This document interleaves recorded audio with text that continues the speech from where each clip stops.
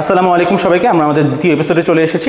আজকের এপিসোডে আমরা আলোচনা করব বাংলাদেশের নদীগুলোর মিলনস্থল নিয়ে। আমরা একটু আগেই আলোচনা করেছিলাম যে বাংলাদেশের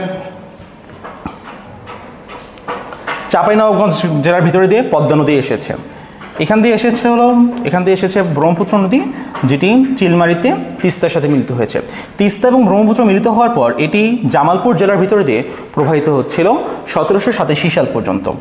1787 সালে এই উপমহাদেশে একটি বিরাট ভূমিকম্প হয়। এই ভূমিকম্পের ফলে ব্রহ্মপুত্র নদের তলদেশ উত্থিত হয়ে যায়, যার ফলে ব্রহ্মপুত্র নদের মূল প্রবাহ এই ময়মনসিংহ অঞ্চল থেকে বের হয়ে মূল প্রবাহ চলে যায় রাজশাহী বিভাগের ভিতরে দিয়ে। রাজশাহী বিভাগের বগুড়ায় যখন আসে তখন এই মূল প্রবাহের নাম হয়েছে একটা নদী, তার নাম হচ্ছে যমুনা। সুতরাং যমুনা নদীর উৎপত্তি কোথা থেকে আমরা বলবো? যমুনা নদীর উৎপত্তি ঠিক তেমনি ব্রহ্মপুত্র নদীর উৎপত্তি, অর্থাৎ তিব্বতের কৈলাস শৃঙ্গের মানস সরোবর থেকে। এবং যমুনা নদী হচ্ছে ব্রহ্মপুত্রের একটি শাখা নদী হিসেবে আমরা এটাকে ডিল করতে পারি। এই যমুনা নদী যখন বগুড়ায় আসে তখন একটি নতুন নদীর সাথে মিলিত হয়, তার নাম হচ্ছে বাঙ্গালী নদী। সুতরাং বাঙ্গালী নদী এবং যমুনা নদী মিলিত হয় কোথায়? বগুড়ায় মিলিত হয়। তারপরে এই যমুনা নদীটা সামনের দিকে প্রবাহিত হচ্ছে।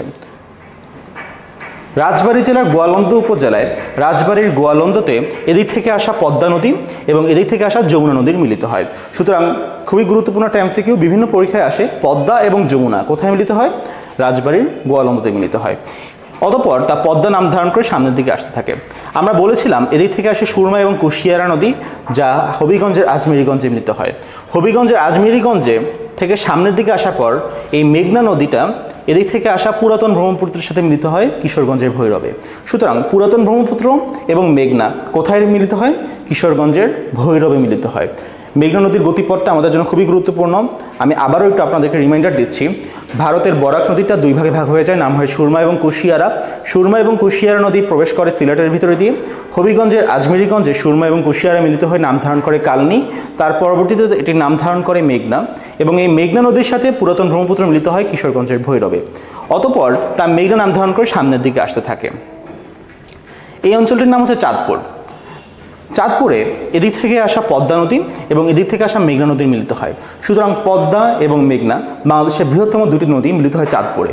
এখান থেকে আমরা আরেকটা গুরুত্বপূর্ণ এক্সাম্পল মনে রাখবো, সেটা হচ্ছে চাঁদপুরে বাংলাদেশের সবথেকে বেশি ইলিশ পাওয়া যায়। পৃথিবীর সবচেয়ে বেশি ইলিশ উৎপাদনকারী দেশ বাংলাদেশ, এবং বাংলাদেশের সবচেয়ে ইলিশ উৎপাদনকারী জেলা চাঁদপুর। এই বিষয়টা আমরা এখান থেকে মনে রাখতে পারি। তারপরে তা মেঘনা নাম ধারণ করে বঙ্গোপসাগরে পতিত হয়। রাঙ্গামাটি জেলার ভিতরে দিয়ে যে নদীটি বাংলাদেশে প্রবেশ করে তার নাম হচ্ছে কর্ণফুলী নদী, এবং এখান থেকে চট্টগ্রামের সাথে মিলিত হয়ে হালদা নদীর সাথে এটি মিলিত হয়। চট্টগ্রামের কালুরঘাটে আমরা এতদিন জানতাম শুধুমাত্র বেতার কেন্দ্র, এখন আমরা চট্টগ্রামের কালুরঘাট সম্পর্কে আরেকটা এক্সট্রা ইনফরমেশন জানবো। সেটা হচ্ছে চট্টগ্রামের কালুরঘাটে কর্ণফুলী নদী এবং হালদা নদী পরস্পরের সাথে মিলিত হয়। হালদা একটি খুবই গুরুত্বপূর্ণ নদী, যেটি কেবলমাত্র বাংলাদেশে উৎপন্ন এবং বাংলাদেশেই সমাপ্তকৃত একটি নদী। অতঃপর এই হালদা এবং কর্ণফুলী মিলিত হয়ে এরাও বঙ্গোপসাগরে পতিত হয়। ঠিক আছে, তাহলে আমরা এতটুকুই আপাতত জানি। আমরা নেক্সট ক্লাসে আমাদের নদী সম্পর্কে উপনদী এবং শাখা নদীগুলো নিয়ে আলোচনা করব। সেই পর্যন্ত সবাই ভালো থাকবেন। আসসালামু আলাইকুম ওয়া রাহমাতুল্লাহ।